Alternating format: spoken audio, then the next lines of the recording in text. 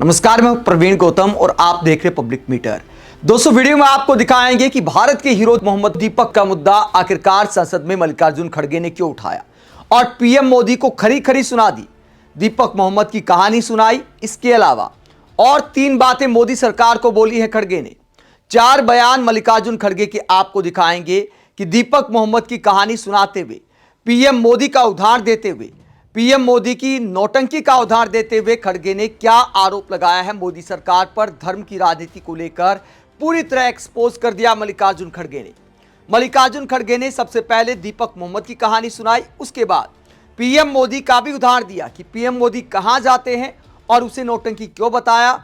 4 बयान आपको सुनाते जिसमें मल्लिकार्जुन खड़गे ने यह भी बताया कि बीजेपी प्रवक्ता होने की शर्त क्या होती है, क्वालिफिकेशन क्या होती है, बीजेपी प्रवक्ता किन लोगों को बनाया जाता है, यह भी खड़गे साहब ने बताया।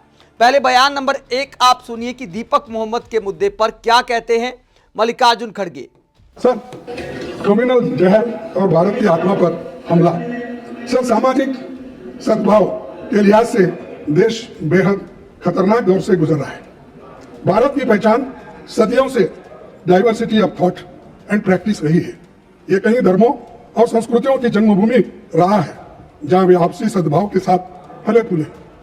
हाल में उत्तराखंड में, आप नजदीक है, तो बीजेपी सरकार ने एक दीपक, जिन्हें अपना नाम मोहम्मद दीपक रख लिया था, एक मुकदमा दर्ज करा दिया, जो सद्भावना की रक्षा के लिए खड़ा हुआ था।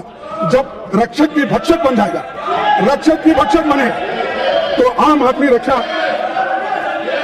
कहां? आम आदमी को रक्षा कहां है? एक आदमी झगड़ा सुलझाने के लिए, उनको जब कुछ समाधान करने के लिए जाते हैं, उसी को आप धमकी देते हो, मारते हो, खत्म करते हो। ये इसका नाम, इसीलिए मैं कहता हूं, सहिष्णुता आपके पास नहीं है।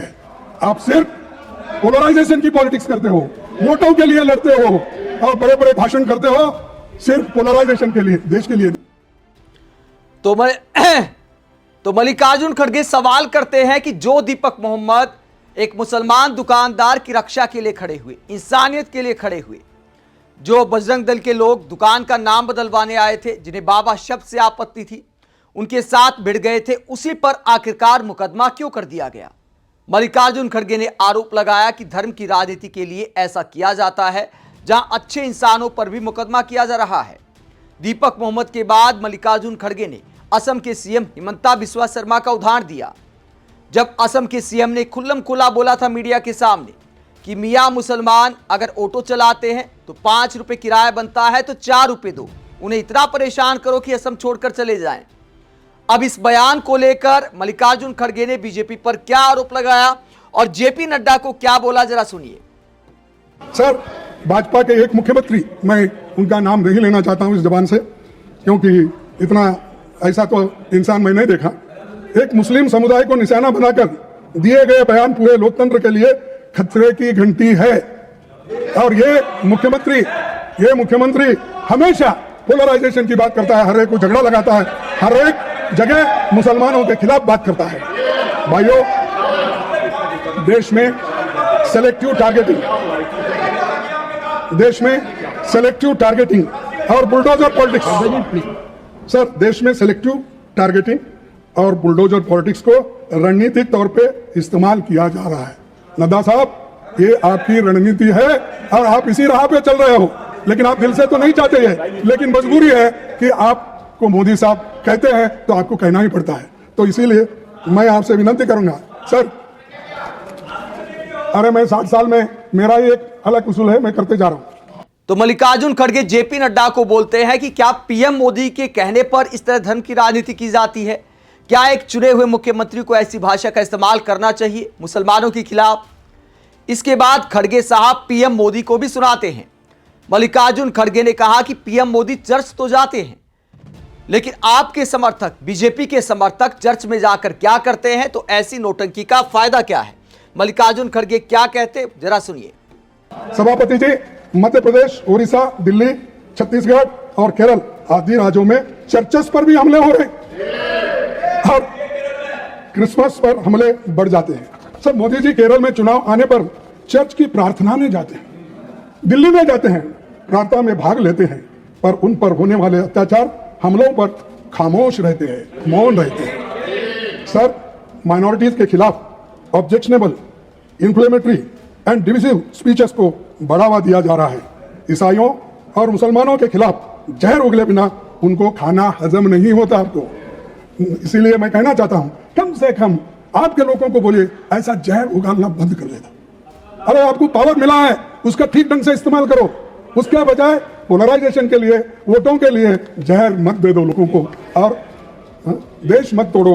और इसके बजाय आप अपना खुद आप सोचिए इसके बारे में।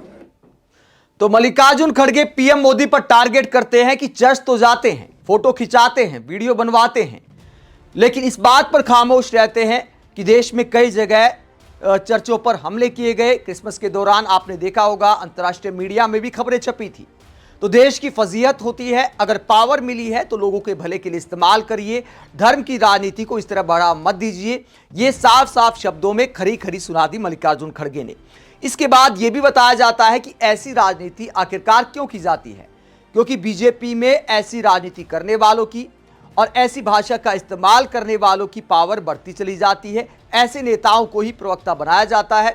बीजेपी प्रवक्ताओं की क्वालिफिकेशन क्या होती है, आगे मल्लिकार्जुन खड़गे ये बताते हुए बीजेपी पर क्या बोलते हैं, जरा सुनिए। बीजेपी का प्रवक्ता बनने के क्वालिफिकेशन यह है, इनके पास हेट स्पीच। जो ज्यादा मुसलमानों के, ईसाइयों के खिलाफ बोलेगा वो बड़ा बहादुर आदमी इनमें है, बड़ा ज्ञानी आदमी, और बड़ा वो क्या है, इनका प्रोटेक्टर बनता है। वो गालियां देना एक ही काम होता है, औरत हो मर्द हो, वो क्या उसमें कोई फर्क नहीं, उनका प्रवक्ता है। सर, इससे देश की छवि के नुकसान पहुंच रहा है और साथ ही कॉन्स्टिट्यूशन का कोर वैल्यूज भी कमजोर हो रहे हैं। हमें तकलीफ है कि राष्ट्रपति जी, जिन्होंने गरीब और कमजोर तबके की पीड़ा को खुद देखा है, उनके अभिभाषण में इस गंभीर चिंता की कोई झलक नहीं है। मैं अभिभाषण पे ही बोल रहा हूं, नड्डा साहब, हमें तकलीफ है कि राष्ट्रपति जी, जिन्होंने गरीब और कमजोर तबके की पीड़ा को खुद देखा है, समझा है, उनके अभिभाषण में इस गंभीर चिंता की कोई झलक नहीं दिखती। क्योंकि आपने जो कहा, जो लिख के दिया, वही पढ़ना पड़ता है, वही उन्होंने पढ़ा। क्या आप विकसित भारत नफरत और विभाजन की बुनियाद पर खड़ा करना चाहते हैं? और अगर ऐसी ही आपका रवैया रहा, देश आज ना कल आपको देश के टुकड़े करने के लिए आप ठहरे हुए हैं, ये मैं कहना चाहता हूं। तो बीजेपी प्रवक्ताओं की, बीजेपी नेताओं की नफरत वाली भाषा को लेकर मल्लिकार्जुन खड़गे ने पूरा डीएनए कर दिया और वो बातें बोली जो आज के दिन बोलना जरूरी है, ताकि कोई मोहम्मद दीपक अकेला महसूस ना करे, उसे ना लगे कि उसके साथ खड़े होने वाला कोई नहीं है। देश की संसद में जब ऐसी बातें उठाई जाती हैं तो सरकार थोड़ा तो शर्मसार होती है। दुनिया देखती है कि भारत के संसद में क्या बोला जा रहा है। तो कम से कम जो सरकारें खामोश रहती हैं, जिनके खामोश रहने की वजह से, जिनके संरक्षण की वजह से चार लफंगे कहीं भी पहुंच जाते, वीडियो बनाते हुए अपनी राजनीति चमकाते हैं, राजनीति में सफलता की सीढ़ियां चढ़ते हैं, उन्हें लगता है कि फला समुदाय के लोगों को परेशान करेंगे, ऐसे जाकर दुकानों के नाम बदलवाएंगे, ऐसी बयानबाजी करेंगे तो पार्टी में पदोन्नति होगी, राजनीतिक सफर की शुरुआत होगी। आजकल नौसिखिया नेता भी ऐसे कदम उठाने लगे हैं, उन्हें लगता है आजकल ऐसी ही राजनीति की पूछ है तो ऐसी ही राजनीति की जाए। तो इसी का डीएनए किया है मल्लिकार्जुन खड़गे ने। मैं तो कहता हूं और ताकत के साथ विपक्ष को ऐसे मुद्दे संसद में उठाने चाहिए, प्रधानमंत्री से सवाल पूछना चाहिए, ताकि भविष्य में और भी दीपक मोहम्मद इंसानियत के लिए खड़े हो सके। किसी को डर ना लगे कि भैया क्यों पंगा लिया, आज तो मैंने बोल दिया लेकिन मेरे साथ खड़ा होने वाला कोई नहीं है। जब विपक्ष आवाज उठाएगा ऐसे लोगों की तो ऐसे लोगों का हौसला बढ़ता है और ऐसी घटनाओं में कमी आती है। नफरत की राजनीति पर विपक्ष का स्टैंड लेना बहुत जरूरी है। आप इस पूरे मुद्दे को लेकर क्या सोचते हैं, कमेंट बॉक्स में अपनी राय जरूर दें, साथ ही चैनल को सब्सक्राइब भी करें। नमस्कार।